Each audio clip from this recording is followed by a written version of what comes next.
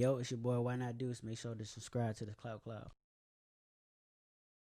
Well, I'm from Waverly, Virginia, small little town in Virginia. I'm saying it's probably like an hour away from Richmond, like an hour away from Norfolk.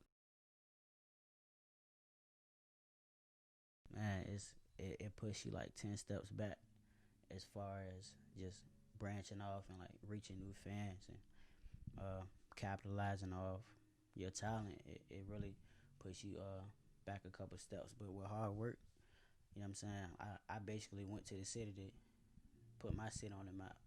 Real talk. So I feel like with the right drive and the right ambition, like you can do whatever you feel like. You don't matter where you from. I just plan to be myself, bro. I feel like a lot of people don't be they self. I was watching the interview. I forgot what artist it was, but he was basically like, "You're 101. Like, can't nobody beat you being you." And I really took that to heart. Like, I really like understand that like nobody can beat me. Like, it's only one me. So I just plan on being myself and like making sure that come all personable. Cause people can love your music, but if they don't know like who you are as a person, I feel like it's a disconnect. Shout out Pusha. I'm saying, my guy. He really came out and just found me, bro. I never really talked to him and asked him like, "Hey, bro, how you find me?" But I just know like with hard work, you know what I'm saying, somebody of that caliber, like somebody like I didn't grew up listening to, like we done been beating on tables, like you know what I'm saying, grinding beat all the clips from now to Daytona. So like just sometimes it feels surreal, bro. Like even when he called me, sometimes I be like, damn, like I just look at it for a little bit. But for sure, like you know what I'm saying, it mean a lot to a person like me. It make sure it make me feel like the grind was worth it. Oh man, so Doug, shout out Douglas Wilder. He like a dude that be behind the scenes or whatever. Like when he first like caught heat to me, like it was like over Instagram. Like I seen him like, "Can you push follow me?" I'm like, "Damn, let me hit him up. Let me," you know what I'm saying. And he like, "Yo, I see what you doing, blase blase." Like you know what I'm saying, keep that shit up. But his man's like who actually like run all like the day to day and like the everything like people don't see. Like he was the main one that like really been like talking to me, like pulling up to the studio sometimes, like just bringing me through the process, like helping me through the process. I really believe like being in it now, like seeing the business side, seeing more of the business side. It's really about business more than it is talent almost. Like people don't realize that like they get caught up in like just being knowing they talented or thinking you talented and forgetting that this whole process is to like really make money and change people's lives. So What do you? that's it's case by case to be honest, because you'll get people that really can't rap, or it's like some seasonal type microwave music, but it catch on. So like it's kind of really tough to say like, oh, you need talent. You just need to be this talented person in this day and age. Like sorry to say, like you really don't need to be talented. Like you can have like a one hit wonder, and you can do like you can make a song and it just blow up overnight.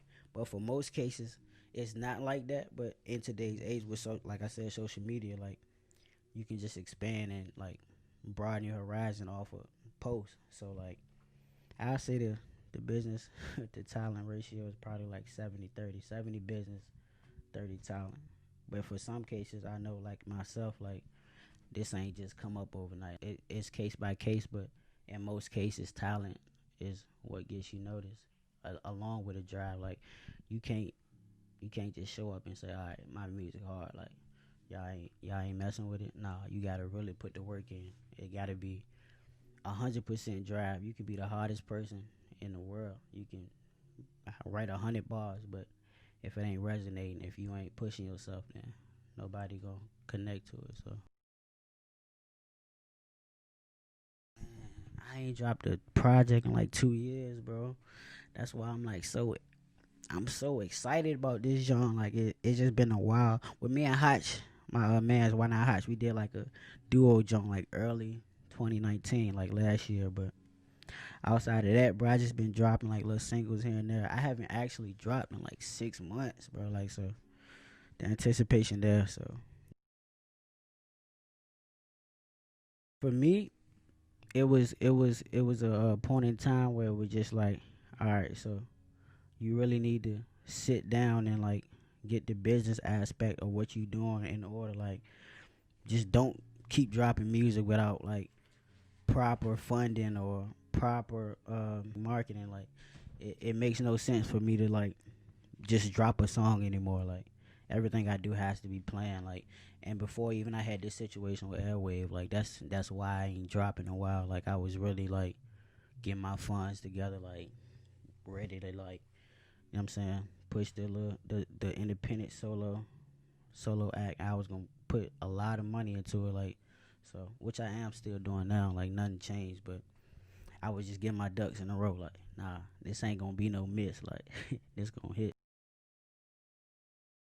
Man, I got a couple of features up there, like with some big dogs. Like, shout out to them. They know who they is, but I'm definitely cooking up. Like, and just outside of that, man, the whole tape sounds so different from when I started, bro. That's why I'm so excited. It's like it was a new opportunity for me to like expand on my talent and like push the ball on like my creativity. Like, I really felt like I just went full outside the box. I ain't really used to like my voice, but I'm starting to fall in love with it. I'm starting to be comfortable with it. Like, a lot of people used to tell me like, "Hey, it's so different, bro," and I used to hate it.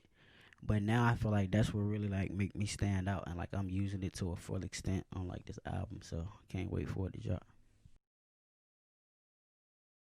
Oh yeah, for sure. So basically, Thug one of like the people like that I think that's like one of like my biggest influences, like as far as music. Not even music, just being myself, like being like who I am as a person. Like, he really like enlightened me to do that. So like when I seen him, it was like, damn, like I gotta go say something to Thug. Like, I gotta go like holler at him. So it was key listening to party, and like we just walked in. Who I was with, they was cool. They was on the list or whatever. So we got in or whatever. And Thug like 6'5". Like, if y'all ain't never seen Thug before, he like 6'6". So he's standing in the middle of the floor. Everybody like just like surrounded by him, and I'm just like, all right, I'm about to go walk up to him and like I'm gonna say something. Like, but he not with no security. He with, you know what I'm saying, his mans in them, and they sticked up. Like, it ain't no big dude with no vest on. It's niggas with sticks. So I like walked up to him. They like, yo, relax, bro. Like, what you on? Like, I'm like, I just want to say something to him. He like, everybody in here trying to say something to him. So that was like a little fanboy moment, but at the same time, like, people don't realize like how the effect of music, like how on people, like, so. And that was just one of the moments for me. But getting back to like the encounter we had, so he go outside. I'm like, all right, bet. I'm gonna walk outside or whatever. So I'm gonna goddamn try to chop it up with him. I don't know what the fuck I was gonna say. Like, what was I gonna say to this man? But I went outside. Like, he get in the Bentley, like, you know what I'm saying, the Rose or whatever. And I go to open his door. Like, I'm about to like I'm about to go like open his door, and like as I'm doing, I'm like, something just hit me like, brother, not open this man door. Like, he is gonna air your shit out. Like, them folks gonna leave you on the pavement. And I'm just so glad to this day. It was the Duce, bro. It was the Henny, bro. I don't know if it was Brown for sure.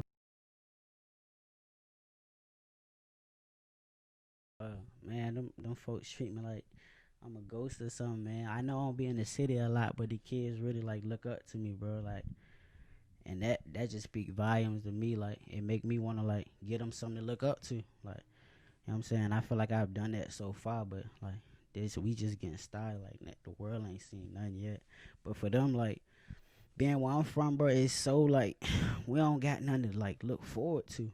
Like, I feel like when they see me, they see hope. Like, they see somebody that like didn't went to the same schools they didn't went to, and did the same little trifling little shit around the way that they didn't did, but like he really politicking with millionaires. Like, so it really get them hope that like I can do this too. Like, you know what I'm saying? Like, this ain't something out of the ordinary. Like, I ain't gonna go to TV and look at it now. Like, somebody from my hometown really like doing little stuff like this. So I feel like I mean a lot to my community, and I try to give back in any way I can. So like the young boy hit me up and was like, Trey, shout out Trey, DB Trey.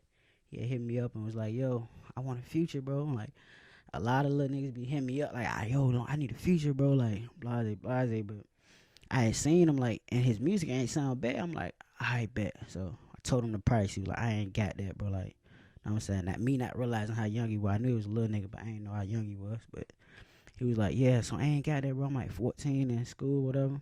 But I'm going to try to get it. I was like, nah, you know what? Get A's and B's on the report card, and we're going to lock in. We're going to do a song. Just send me the beat or the verse or whatever, and we're going to lock in. So me just thinking, like, you know what I'm saying? I'm just giving him that incentive to do it. Like, I ain't really thinking this young nigga going to do it. Like, I'm like, all right, he might get it, you know what I'm saying? Couple C's, couple. But that really told me this young nigga smart. Like, if he wanted to do this, he could do that. And no later than 2 weeks, he got down, hit me back. I was like, yo, I got it. He screenshotted it to me. Bet. And it was just a lot from there. That's like one of the most strange songs like I ever did. And I feel like it's because of that feeling that me giving back to the community, like, that brought the community together. Like, damn, it's hard. Like, ain't nobody ever did this. Like, I know ain't nobody do it for me, so.